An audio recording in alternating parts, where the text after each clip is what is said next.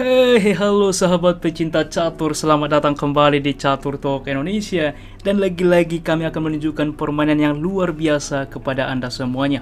Dan ini adalah pada event Elite FIDE Grand Prix tahun 2019 teman-teman, di mana masa-masa naik down seorang Grandmaster Daniil Dubov. Dan saat itu saat menghadapi Grandmaster yang juga sangat top, yaitu Grandmaster Anish Giri. Dan kita lihat teman-teman, pada tahun tersebut perbedaan elo rating mereka juga cukup tinggi.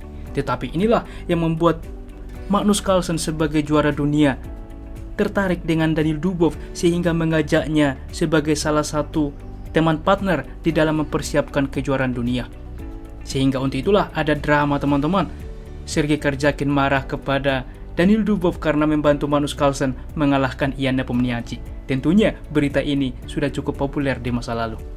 Dan untuk itulah teman-teman, pada kesempatan ini permainan yang membuat Magnus Carlsen sangat tertarik dengan Daniil Dubov, di mana pada partai ini kita akan melihat dan mengerti betul bahwa hanya Daniil Dubov yang mungkin dapat membuat partai seperti ini. Bagaimana permainannya, langsung saja kita simak di Catur Talk Indonesia.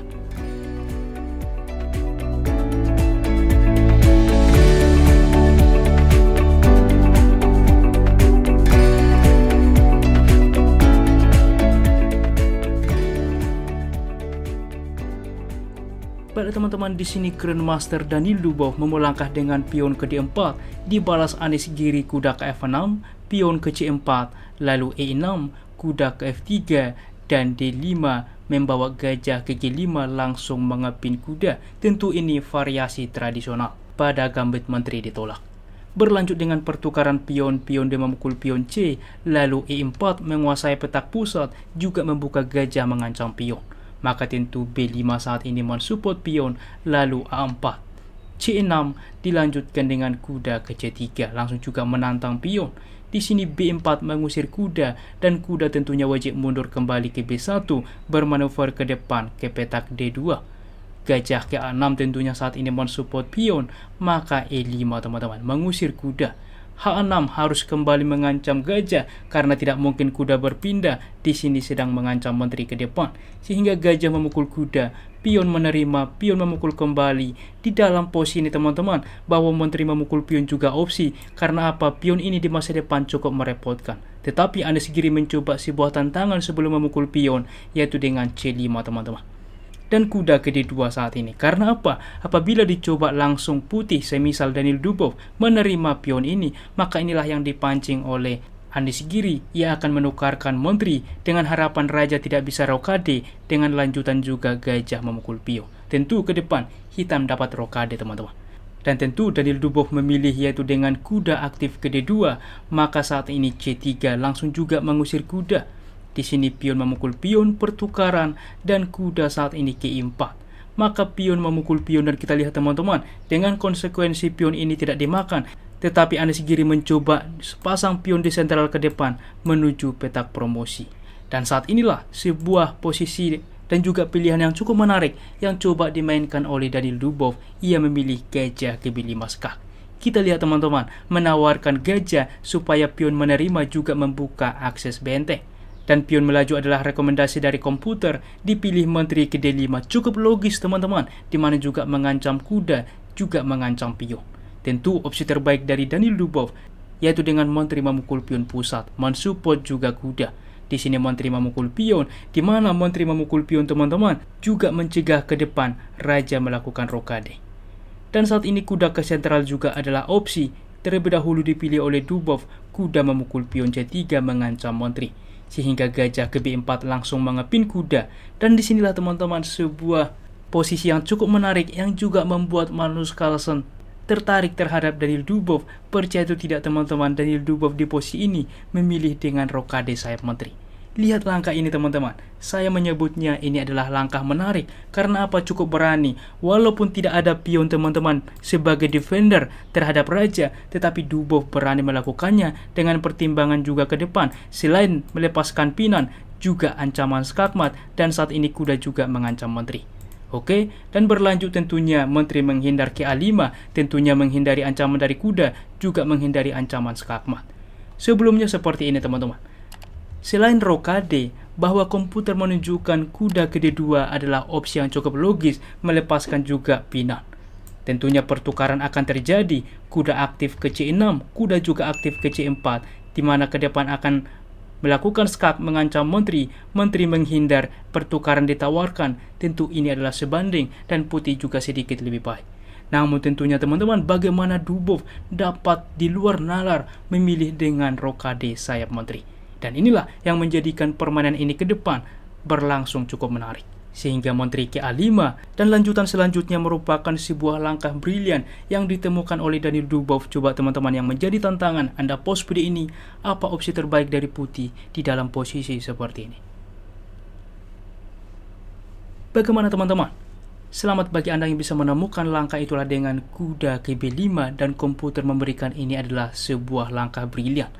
Mengorbankan kuda. Kita akan bahas satu persatu. Anis Giri merespon dengan kuda ke A6 tentunya mencegah ancaman skakmat ke depan. Oke, karena apabila menteri langsung memukul kuda, masalahnya menteri ke 8 skakmat. Dan juga teman-teman, apabila langkah ini disepelekan teman-teman, semisal langkah lain, semisal benteng ke G8 dengan ide di sini masih ada menteri untuk juga mencegah skakmat, tentunya di sini juga masih ada kuda mencegah skakmat. Tetapi masalahnya teman-teman, menteri akan memukul gajah. Inilah yang coba dipertimbangkan oleh Danil Dubov dengan juga memberikan kuda sebelumnya, di mana menteri memukul menteri, kuda ke C7 skak, raja ke F8, benteng ke D8, ini pun skakmat. Dan kita lihat teman-teman, disinilah kita mengerti bahwa dengan adanya pion tidak dimakan sebelumnya justru sangat mengganggu bagi hitam. Dan kita kembali ke partai aslinya, di dalam posisi ini dimainkan kuda ke A6, maka menteri ke D7 skak, raja ke F8, dan di sini apa yang harus dilakukan teman-teman? Cukup penting, raja ke B1 mengamankan terlebih dahulu. Karena apa? Apabila dicoba langkah lain, semisal cukup logis kuda ke E5, ancaman skakmat ke depan. Masalahnya di sini ada akses counter attack dari hitam, menteri ke A1 skak, raja kemanapun melangkah tentunya. Satu-satunya cukup logis ke C2, maka dilakukan skak. Kita lihat teman-teman, apabila advance, maka jelas ada forkingan ke depan dari kuda. Raja ke C1 dilakukan skak oleh gajah. Kuda wajib menerima sehingga menteri memukul kuda skak. Raja ke D2, menteri ke B2 skak. Raja ke I1, menteri memukul kuda skak. Dan kita lihat teman-teman, di sini juga pion akan tumbang dan hitam justru unggul satu perwira. Jadi harus sangat berhati-hati tentunya. Untuk itulah kita kembali. Dan untuk mencegah ada serangan balik dari hitam, tentunya raja ke B1 cukup penting. Dan jika kita mengacu kepada komputer bahwa gajah advance untuk ke C5 adalah opsi, tetapi sebagai manusia cukup logis teman-teman, Anis Giri gajah ke A3 dengan harapan ke depan menteri akan melakukan skak, melanjutkan skakmat. Dan satu-satunya balasan untuk tetap unggul, Danil Dubov menemukan benteng ke D3, di mana selain juga mengancam gajah, juga ke depan menumpuk benteng, juga raja dapat kabur teman-teman ke depan. Di mana menteri ke B4 skak, raja ke C2 dilakukan skak ke A4, raja ke D2, gajah ke B4 skak, dan raja ke E2 cukup aman saat ini. Dan raja ke G8 teman-teman, karena apa? Mencegah skakmat. Apabila dicoba semisal kuda ke C5, memforking juga masalahnya dilakukan skak, dan ini pun skakmat. Oke, untuk itulah pentingnya raja menghindar ke G8, maka tetap ditekan teman-teman dengan kuda ke E5 baru saat ini, ancaman juga skakmat ke depan. Dan Anis Giri terlebih dahulu merespon dengan menteri ke C2 skak, raja ke F3, benteng ke F8 mencegah skakmat, benteng ke D1, H5 saat ini, di mana selain mendorong pion juga membuka space bagi benteng, dan langkah yang cukup penting dari Danil Dubov yaitu dengan menteri ke D4, di mana ke depan mencegah benteng teman-teman.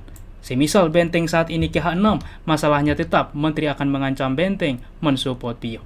Oke, untuk itulah Anis Giri mencoba benteng ke H7, maka tetap menteri ke F4. Gajah ke C5 saat ini mencoba ancaman counter attack, kuda ke D4 menutup juga mengancam menteri. Menteri menghindar ke A2, maka berlanjut benteng ke D2 saat ini mengancam menteri. Menteri ke D5 skak, raja ke E2, dan raja ini cukup aman saat ini. Gajah ke B4 mengancam benteng. Di sini kuda ke C6 teman-teman. Kita lihat, apabila gajah langsung memukul benteng, maka ke depan kuda akan melakukan skak, mengancam juga menteri. Sehingga menteri ke C5, maka tetap kuda ke E7 skak. Raja berpindah ke H8, dan percaya atau tidak teman-teman, setelah Anis Giri melangkahkan raja ke H8, di sini juga ia menyerah. Karena apa? Ia menyadari lanjutan dari Danil Dubov adalah paksaan skakmat.